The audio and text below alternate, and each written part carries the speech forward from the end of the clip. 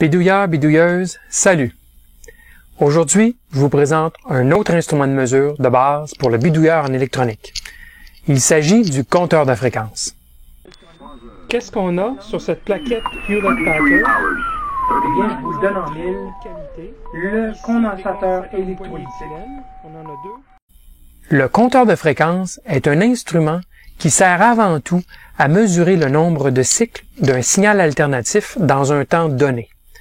Ce temps est habituellement d'une seconde. Regardons un diagramme bloc très simplifié d'un compteur de fréquence. Il s'agit d'abord de façonner le signal à mesurer pour que les portes logiques puissent bien fonctionner. Ce signal est appliqué à une porte. Sur l'autre branche, on a une référence de temps interne du compteur que l'on divise pour arriver à un temps d'acquisition de 1 seconde. Cette période de 1 seconde ouvre le passage au signal inconnu vers le compteur d'impulsion pour une durée de 1 seconde. Il s'agira en fait de la fréquence du signal, exprimée en cycles par seconde ou en hertz, l'unité de mesure de la fréquence. Le tout est donc affiché pour l'usager. Mais le compteur de fréquence peut faire beaucoup plus que ça. Il y a en fait deux grandes classes de compteurs. D'abord, le compteur de fréquence proprement dit, qui mesure la fréquence et aussi la période, qui est l'inverse mathématique de la fréquence. Mais il y a aussi le compteur universel, qui fait beaucoup plus que mesurer la fréquence. Un compteur universel pourra, par exemple, mesurer l'intervalle de temps entre deux événements, faire une moyenne sur plusieurs échantillons, compter le nombre d'impulsions reçues indépendamment du temps, ou même calculer le rapport des fréquences de deux signaux AC distincts. Comme vous pouvez le constater, le compteur de fréquence est un instrument très versatile. Mais débutons en regardant le compteur de fréquence simple. Voici un compteur de fréquence bon marché.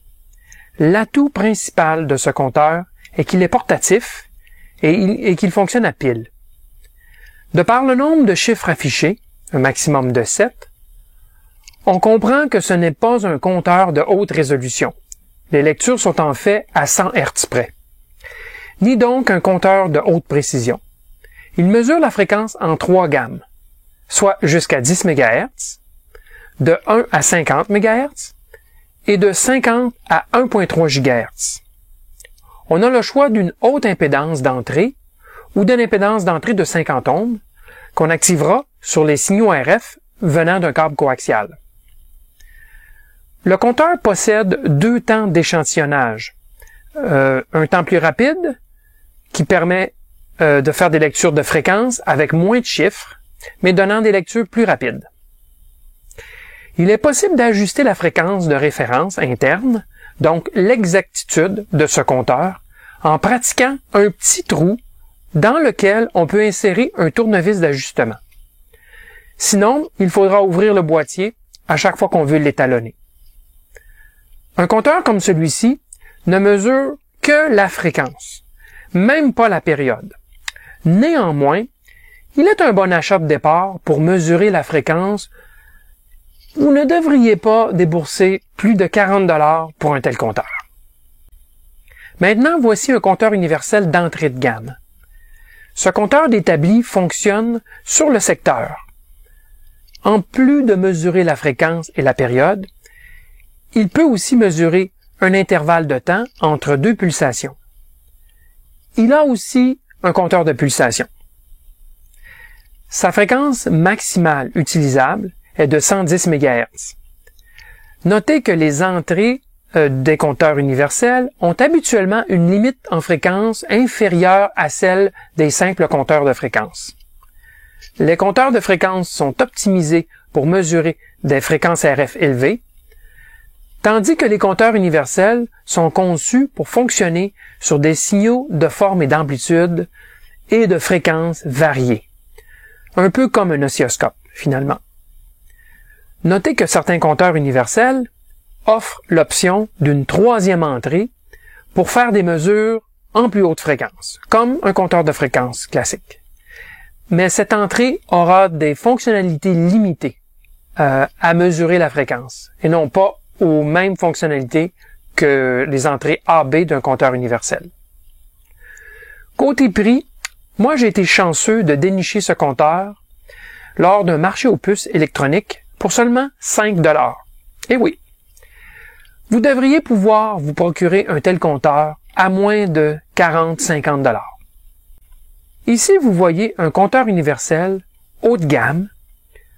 On parle d'un instrument qui offre toutes les fonctions désirables et les ajustements nécessaires, même un contrôle du point de détection du signal au niveau de l'amplitude. Le compteur possède un oscillateur de fréquence interne de bien meilleure qualité, puisqu'il se compense en fonction de la température, ce qui donne une meilleure exactitude à long terme. Ce compteur possède aussi un port de contrôle externe GPIB, et donc il est possible d'automatiser son fonctionnement pour des lectures à intervalles réguliers. Tout cela à un prix, évidemment, soit des dimensions externes plus encombrantes et un prix potentiellement plus élevé. Encore là, si vous êtes patient et vous ouvrez l'œil, vous pourrez acheter un compteur similaire pour bien moins que 100 $.